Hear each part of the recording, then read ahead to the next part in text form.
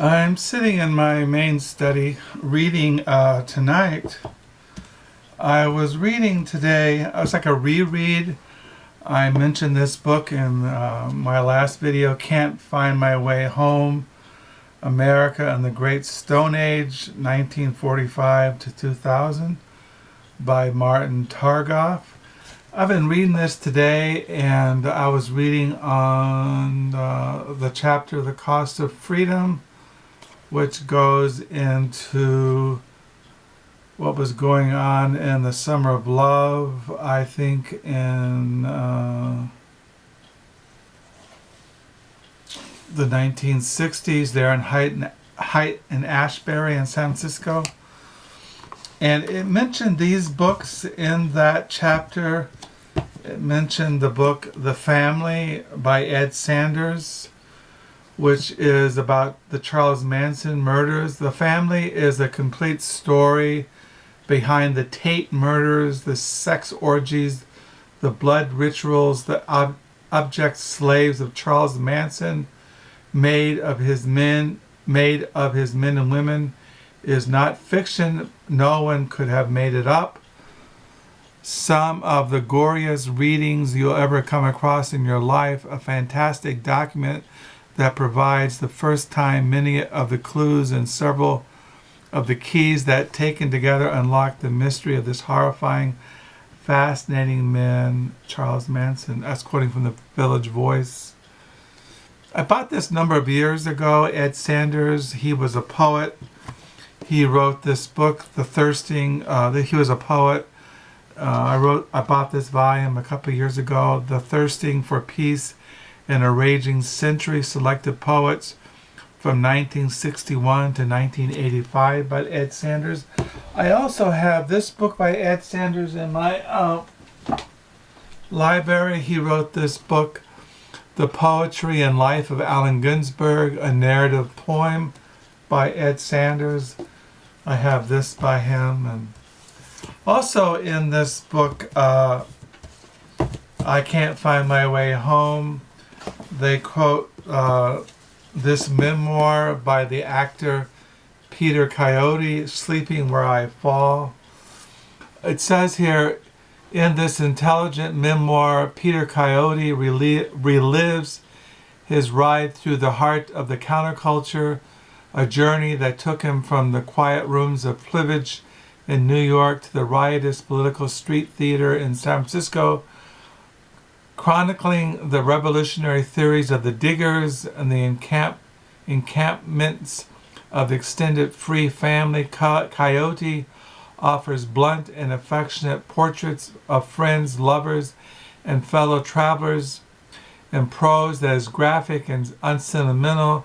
Coyote also reveals the corrosive side of love that was once called free, the terror invoked by bikers who came at late night visits looking for drugs, Coyote's own quest for the next high.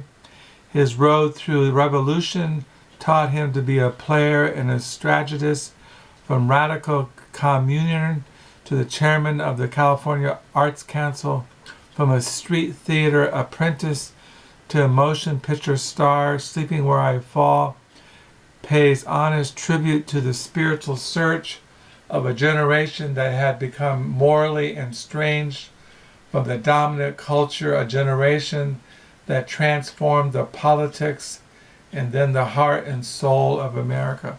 So I was looking at this tonight, looking at I Can't Find My Way Home.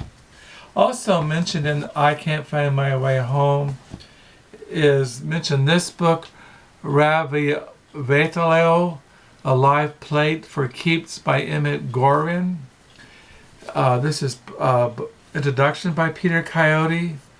This is a New York Review of Books edition. I bought this a couple years ago and I read it. It came out in 2072. My edition I've had for a couple of years. But it says here, it talks about Ravitolio is a classic American story of self-invention, by one of the more mysterious and luring figures to emerge in the 1960s. Emmett Grogan grew up on New York City's mean streets, getting hooked on heroin before he was in his teens, kicking the habit and winning a scholarship to a swanky Manhattan private school, pursuing a highly profitable sideline as a Park Avenue burglar, then skipping town to enjoy Dos Villetta in Italy. It's hard-boiled, sometimes hard to believe, wildly entertaining tale that takes a totally unexpected turn when Grogan washes up in the 60s in San Francisco and becomes the leader of the anarchist group known as the Diggers. The Diggers, devoted to street theater, direct action, and distributing free food, were in the thick of the legendary Summer of Love. Soon, Grogan is struggling with the native narcissism of the hippies, the marketing of revolution as a brand, dogmatic radicals and false prophets. Tripster Timothy Leary above all, however, he struggles with himself. So I got that out today. So I've been looking at those books. I got in the mail this afternoon a biography of Richard Carver, A Writer's Life by Carol Sklenicka. Richard Carver, he's famous for his minimalistic short stories. I got that today. And I got out these two books to look at tonight. Dear Sandy, Hello, Letters from Ted to Sandy Berrigan by Ted Berrigan. And I got this book out, Stars Seen in Person, Selected Journals of John Wieners. And that's why I'm reading tonight as I sit in my main study. It's going on 7:30. I'm on page 70 in my 2017 diary. It's January the 25th, 2017. It's going on 7:30, as I said.